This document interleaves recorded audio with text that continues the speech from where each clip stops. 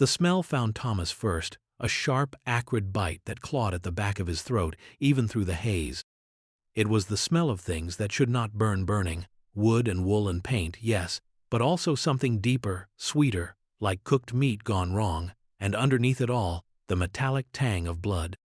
He lay on his side, pressed into the cool, damp earth, his cheek sticky with something that wasn't mud. When he tried to move, a dull ache pulsed through his left arm and the side of his head. Slowly, carefully, he pushed himself up onto trembling hands and knees.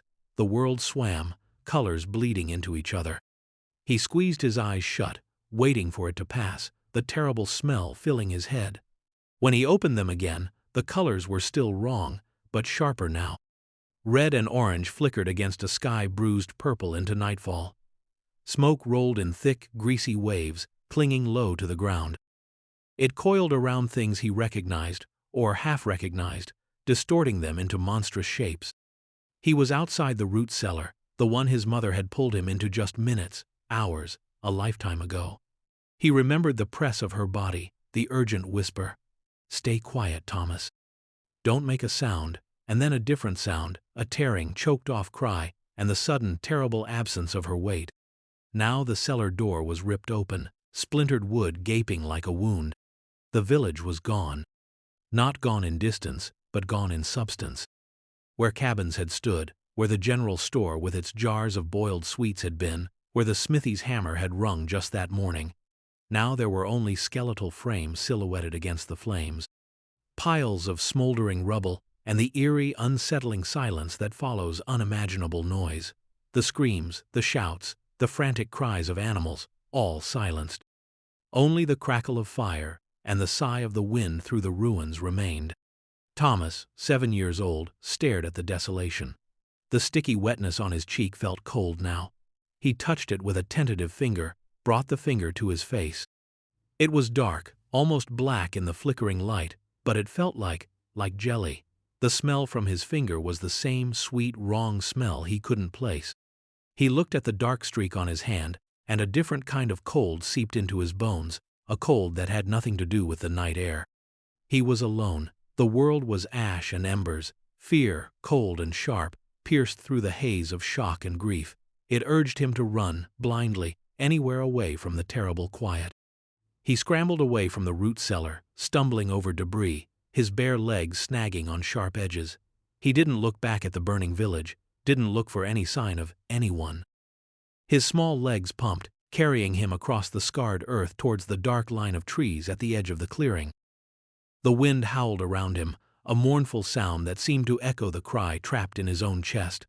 It felt like the land itself grieved with him. He ran until his lungs burned and his legs ached, the fear a relentless spur. He didn't know where he was going, only that it had to be away. The woods swallowed the last of the firelight, plunging him into a darkness made deeper by the fading glow behind him.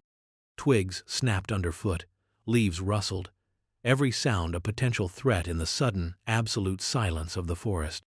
He tripped, falling hard onto the leaf-strewn ground, scraping his hands and knees. The pain was distant, a small thing compared to the vast, aching emptiness inside him. He lay there, sobbing, his body racked with a grief too large for him to comprehend. His mother's face, laughing as she braided his hair, his father's strong hand showing him how to whittle wood, the neighbor's dog, always happy to see him, all gone, vanished in smoke and fire.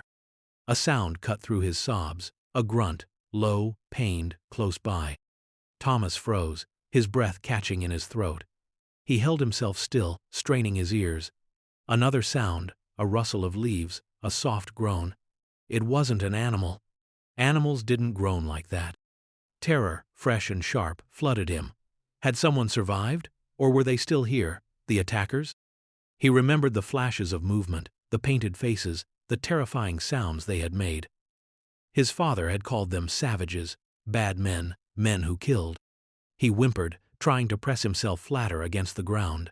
The sound came again, closer this time, followed by the drag of something heavy through the undergrowth. He squeezed his eyes shut, bracing himself. A shadow fell over him. He flinched, expecting a blow, a rough hand. Nothing came. Slowly, hesitantly, he opened his eyes. Standing over him, framed by the faint moonlight filtering through the trees, was a man. Not a settler. His face was dark, lined with pain, his long hair loose around his shoulders. He wore deerskin trousers and a simple hide tunic, and he was leaning heavily against a tree, one hand pressed to his thigh. Even in the dim light, Thomas could see the dark, spreading stain on the deerskin. A Cheyenne. One of them. Thomas's heart hammered against his ribs, a frantic bird trapped in a cage. This was it. This was how it ended. He squeezed his eyes shut again, waiting for the inevitable. The man didn't move for a long moment. Thomas could hear his ragged breathing, the soft rustle of leaves as he shifted his weight. The silence stretched, thick with unspoken fear and pain. Finally, a sound, low and guttural, escaped the man's lips. It wasn't a threat, it sounded like weariness, or perhaps a question Thomas couldn't understand. He opened his eyes again. The Cheyenne man was looking down at him, his expression unreadable in the shadows. His eyes, dark and deep, seemed to hold a vast, ancient sadness that Thomas, even in his terror, somehow recognized. The man lowered himself slowly to the ground, wincing visibly as he put weight on his injured leg. He leaned back against the tree trunk, closing his eyes, his breath coming in harsh gasps. He seemed less a threat and more broken, like everything else Thomas had seen tonight. Hesitantly, Thomas pushed himself to a sitting position.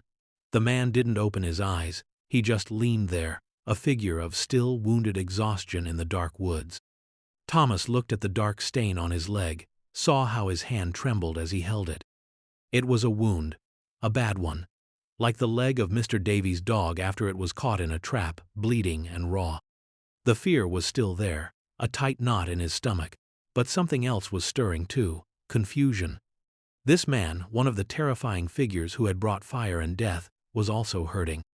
He looked vulnerable. Thomas watched him for a long time. The fire in the village had died down now, leaving only the distant flickering glow against the sky. The cold was settling in, a damp, penetrating chill. He shivered, pulling his thin shirt tighter around him. The Cheyenne man shifted, his eyes fluttering open. He saw Thomas watching him. His dark gaze held no hostility, only a deep weariness. He didn't speak. Minutes crawled by. The man seemed to be conserving his strength, his breaths shallow. Thomas sat hunched in the cold, his mind numb with shock and sorrow. He was alone, utterly, terrifyingly alone. Except for the wounded man.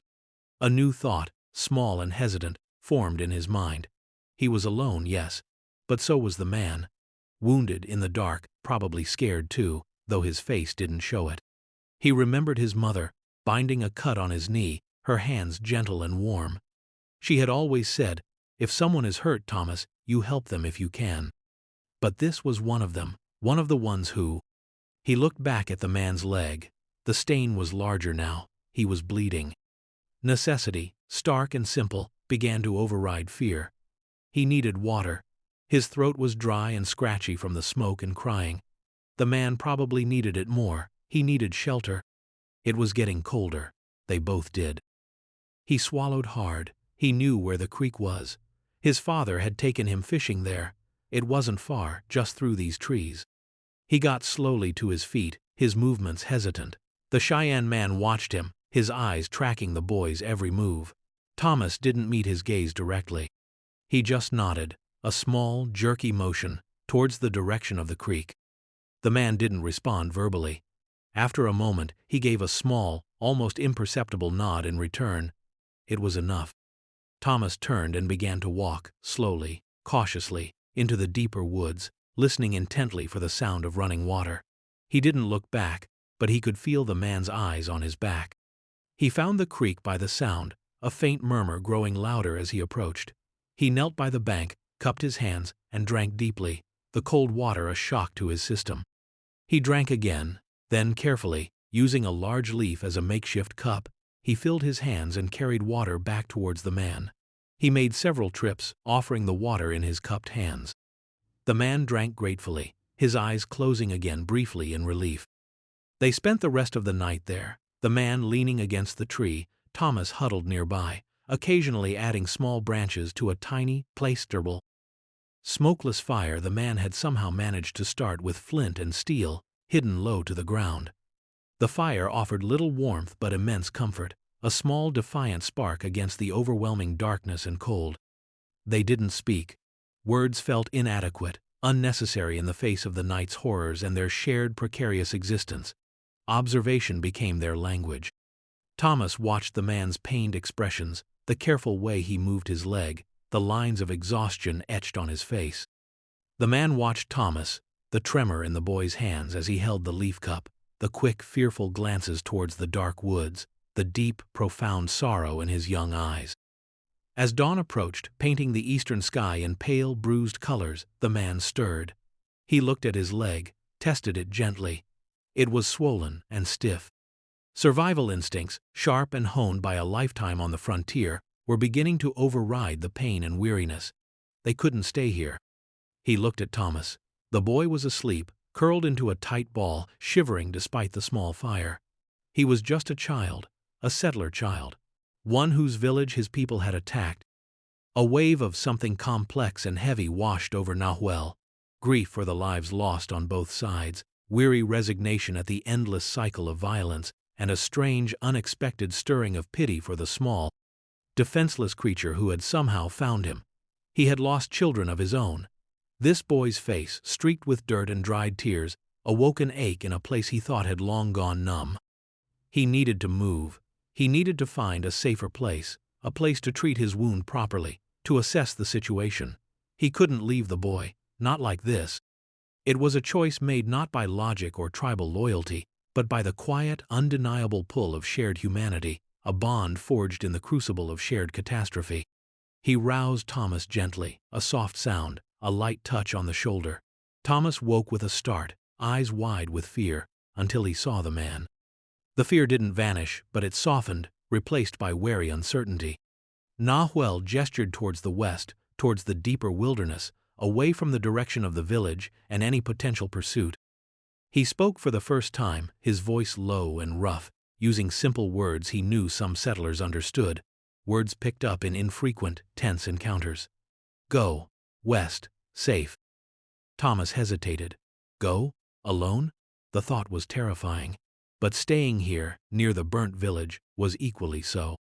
He looked from the direction the man indicated to the man's wounded leg, then back to the west. He understood. They needed to move, together. He nodded, a small, decisive movement. Nahuel managed a faint, almost imperceptible nod of approval. Getting up was a struggle.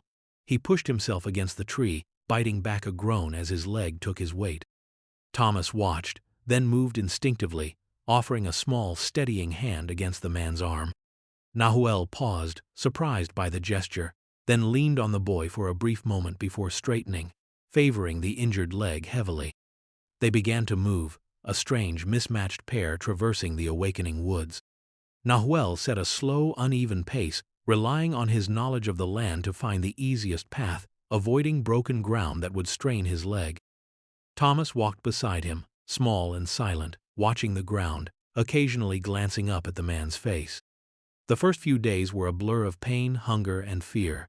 They rationed the small amount of dried meat Nahuel carried. He taught Thomas, through gestures and simple actions, how to find edible roots and berries, how to identify tracks, how to move quietly through the trees. Thomas, in turn, helped Nahuel. He fetched water, gathered soft leaves for a makeshift bandage, helped him stand when his leg gave out. He learned to read the subtle shifts in the man's expression, the tight lines around his eyes that meant pain, the slight relaxation when he found something they could eat. Slowly, painfully, a fragile trust began to build between them. It wasn't spoken. It was in the way Nahuel didn't flinch when Thomas reached out to steady him, in the way Thomas no longer ran when Nahuel coughed or groaned in his sleep. It was in the shared silence which gradually lost its tension and became something quieter, almost comfortable. The terrible image of the painted faces, the savages his father had warned him about, began to fade, replaced by the reality of this one man, Nahuel, who was in pain and shared his dwindling food and didn't leave him alone in the vast, terrifying wilderness. One evening, huddled under a rock overhang during a cold rain, the silence was different. Thomas had been crying softly, thinking of his mother. Nahuel watched him, his dark eyes reflecting the faint firelight. He reached out a hand, slowly, hesitant. Thomas flinched back slightly, the old fear flickering. Nahuel didn't press, just left his hand resting on the ground between them. After a moment, Thomas, still sniffling, reached out his own small hand and tentatively touched the man's fingers. Nahuel's fingers were rough, calloused, but warm. He didn't pull away. Thomas leaned his head against his drawn-up knees, his hand resting on Nahuel's. The rain drummed against the rock, a lonely sound, but they were not alone. "My mama," Thomas whispered, the words thick with tears. She went away." Nahuel understood. He had seen the boy alone by the root cellar. He had seen the look in his eyes. He nodded slowly. "Gone," he murmured, the word a low rasp in his throat. "Like my own." He didn't elaborate, but the shared understanding of loss hung heavy and quiet in the air between them. Weeks passed. Nahuel's leg healed slowly, leaving him with a limp, but his strength returned. Thomas grew leaner, tougher. His initial terror gave way to a quiet resilience. He learned to fish with a crude spear Nahuel fashioned, how to track small game, how to build a simple lean-to. He still grieved, the loss a constant ache, but it was no longer a crippling weight. It was a part of him now, something he carried, but it didn't define every moment. He found small moments of quiet joy, the taste of fresh fish cooked over a fire, the sight of a deer grazing in the morning mist, the warmth of the sun after a cold night, and the comfort of the man's presence. They began to talk more. Nahuel taught him Cheyenne words, told him stories of his people, of the land, of the stars.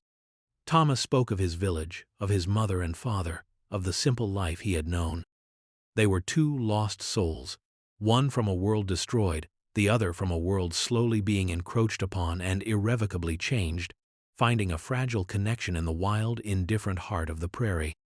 Their journey took them south, following hidden trails known only to Nahuel. He spoke of finding a place where they could be safe, away from both the settlers and the conflict that consumed his own people. A quiet place. But the world outside their small bubble of shared existence was not quiet. One afternoon, as they rested near a small creek, they heard sounds in the distance, horses, voices. Nahuel stiffened, his hand going instinctively to the knife at his belt. "Hide," he whispered, his eyes scanning the tree line. "Quick!" They scrambled into a thicket of dense bushes, pressing themselves low to the ground. Thomas's heart began to pound, the old fear returning. He peeked through the leaves. 3 men on horseback rode into view, settlers from the look of them, armed with rifles. They were talking loudly, their voices harsh. Thomas recognized the accent. They were looking for something, or someone. "Any sign?" one of them called out. "Nothin'," another replied, spitting on the ground. "Been tracking for days. Those red devils are slick." Thomas flinched at the words. Red devils. That's what his father had sometimes called them. Prejudice, learned and unquestioned, now felt sharp and wrong in his mouth. He looked at Nahuel, huddled beside him, his face a mask of grim determination. "Heard tell some of 'em might be making their way south," the first man said. "After what they did, burnin' Harmony Creek, we gotta make 'em pay, every last one." Harmony Creek. That was his village. They were talking about his home, about the attack. These men, settlers like him, spoke of vengeance, of making every last one pay. The implication hung heavy in the air. Vengeance against anyone with dark skin and long hair. Against Nahuel. Fear warred with a new, fierce protective instinct. These men didn't know Nahuel. They didn't know he had shared his food, taught him how to survive, offered comfort when he cried. They only saw what they expected to see. Savages, killers. They couldn't find Nahuel. They wouldn't understand. They wouldn't care about the bond that had grown between them. The men dismounted near the creek, letting their horses drink. They were close. Too close. One of them walked towards the thicket where Thomas and Nahuel were hidden, scanning the bushes idly. Nahuel tensed, preparing to move, to defend, to draw the attention away from the boy if necessary. His injured leg made a clean escape impossible. Thomas saw the man approaching, saw the rifle slung casually over his shoulder. He saw the look in his eyes, hard, unforgiving, full of hate. And he saw Nahuel, wounded, ready to face impossible odds to protect him. Without thinking, acting purely on instinct, Thomas scrambled forward slightly, pushing through a gap in the bushes just enough to be seen. "Hey," he yelled, his voice small but clear, high with feigned excitement. "Look, a rabbit." The settler stopped, startled. His head whipped towards the sound. Thomas pointed frantically towards a different part of the thicket, away from Nahuel. "There. It went in there," he insisted, making sure the man got a good look at his small settler face, his dusty clothes. He was just a boy, a lost settler boy. Not with the red devils. The settler hesitated, glancing from Thomas to the spot he pointed. A rabbit wouldn't mean much, but a boy found alone could be important. More settlers maybe, a survivor from the village. "Where'd you come from, kid?" the settler asked, suspicion still in his voice, but curiosity warring with it. From far away," Thomas stammered, trying to sound scared and lost, which wasn't hard. "I got lost. After," he trailed off, letting his voice break, mimicking the sobs that had come so easily weeks ago. He looked dirty, thin, ragged, exactly what a lost survivor might look like. The other two riders came over, their voices lowering in concern. "Kid's alone," one said. "Looks like he came from the north." The first settler knelt down, his expression softening slightly. "You from Harmony Creek, son?" Thomas nodded, unable to speak, letting fresh tears well in his eyes. It wasn't hard to cry about Harmony Creek. The settlers exchanged glances. "Poor kid," one muttered. "Must be the only one." They forgot about the rabbit, about tracking. Finding a survivor changed things. Their focus shifted to the boy, asking him his name, if he'd seen anyone else. Thomas kept his answers vague, focusing on his fear and being lost. He made sure not to look back at the thicket where Nahuel was hidden. After a few minutes, the settlers decided they couldn't leave him there. They helped him onto the back of one of the horses, awkwardly, their movements rough but not unkind. They turned back the way they had come, towards where they had camped, towards the nearest settlement. As they rode away, Thomas twisted on the horse's back, craning his neck to look back at the thicket. Through the leaves he caught a glimpse of dark eyes watching him, a single hand raised in a gesture of silent farewell. "Nahuel." A fresh wave of tears streamed down Thomas's face, not from fear or grief for his village this time, but from the wrenching pain of leaving the man who had become his protector, his companion, the only family he had left. He had saved Nahuel from being discovered, but in doing so, he had separated them. He was going back to the world of settlers, a world that would never accept Nahuel, a world that had just called him a red devil. Nahuel was going back into the wilderness, alone, wounded. They reached the settler camp that evening. Thomas was fed, given a blanket. The settlers were rough but sympathetic, full of pity for the lost boy from the burnt village. They talked about taking him to the nearest town, finding someone to care for him. They talked, too, about continuing their search, about finding the perpetrators of the attack. Thomas listened, his heart heavy, his mind fixed on the lone figure he had left behind in the woods. The next morning, before sunrise, while the settlers were still asleep, Thomas slipped away from the camp. He took a little dried meat and a knife one of the settlers had left carelessly on the ground. He knew the direction they had come from. He knew the way back to the creek. He had to go back. He had to find Nahuel. The journey back was harder alone, but Thomas was no longer the terrified lost child who had stumbled out of the burning village. He was leaner, faster, more observant.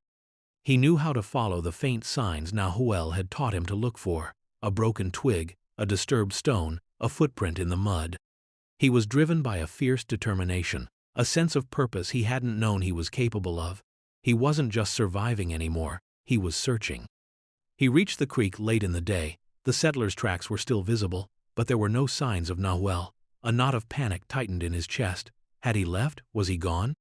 "Nahuel," he called out, his voice small and thin in the vastness of the woods. "Nahuel." Silence, only the sound of the creek and the wind in the trees. He sank to his knees, despair threatening to overwhelm him. Had he made the wrong choice? Had he sent Nahuel away, alone, into danger? "Nahuel," he sobbed, louder this time. And then, a sound, soft, cautious, from the opposite bank of the creek. He looked up, hope surging through him. Standing partially concealed by the trees was Nahuel. He looked thinner, weary, his legs still favored, but his eyes were bright with surprise, then something akin to wonder. Thomas scrambled across the shallow creek, not caring that his clothes were soaked. He reached the other side and ran towards the man, throwing himself at Nahuel's legs, wrapping his arms around him in a fierce hug, burying his face in the deerskin. Nahuel stood still for a moment, utterly surprised.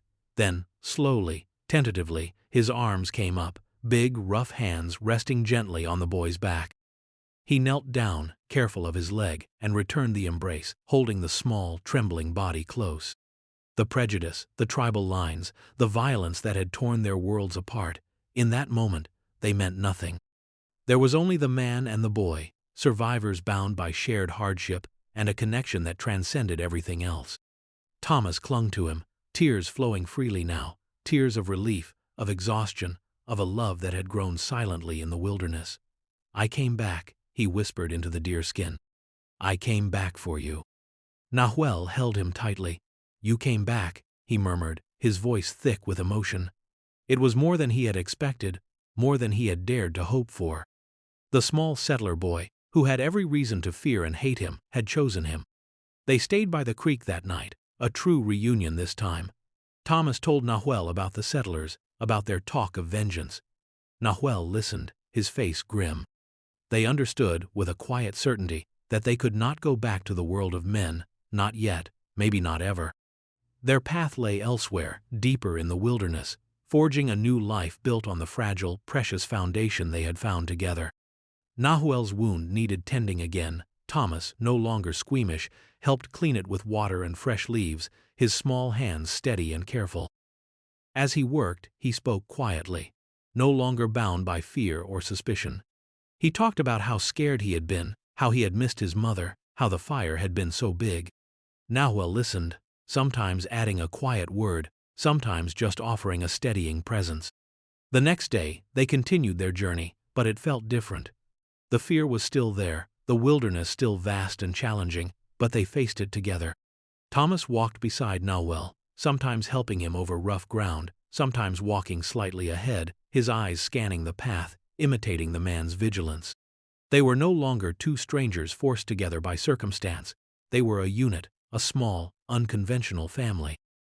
They traveled for many more weeks, moving south, then west, finding secluded valleys, hidden springs, places where the land felt untouched and quiet.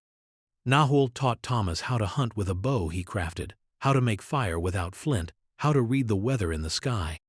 Thomas, with his boundless energy and small size, was surprisingly good at tracking small game and finding resources Nahuel might miss. He also brought a lightness that had been absent from Nahuel's life, a simple joy in small things that was infectious. They built a small, sturdy cabin by a clear lake, hidden in a valley overlooked by high peaks. It was simple, made of logs and mud and woven branches, but it was theirs. It was a home forged from ash and sorrow, built by hands that had once belonged to worlds that saw each other only as enemies. Life was hard. There were lean times, harsh winters, the constant awareness of their isolation. But there was also peace. The quiet rhythm of the seasons, the beauty of the wild landscape, the deep, abiding connection they shared. Thomas grew taller, his face losing the haunted look of the survivor and gaining the open, watchful gaze of someone who knew the wilderness intimately. He still spoke of his parents, his voice soft with remembrance, but his memories were no longer solely wrapped in grief.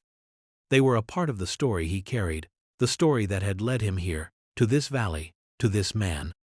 One evening, sitting by the fire outside their cabin, watching the stars fill the impossibly black sky, Thomas leaned his head against Nahuel's side. He wasn't a small child anymore, but a boy on the cusp of adolescence. "Thank you, Nahuel," he said quietly. Nahuel put an arm around his shoulders, pulling him closer. He didn't need to ask what for saving him from the fire, for not leaving him in the woods, for teaching him, protecting him, loving him like his own, for being his home. "We are," Nahuel said, using the Cheyenne word for together. "We are." They had lost everything: village, family, way of life. They had come from worlds defined by conflict and hatred. But in the shared crucible of tragedy, amidst the ashes of what was, they had found each other. They had built a home not just of logs and stone, but of trust, resilience, and love. It was a bond that the world, with all its prejudice and violence, could not break. They were survivors, yes, but more than that, they were family. An unbreakable bond forged in tragedy, shining like a quiet star in the vast, dark wilderness they now called their own.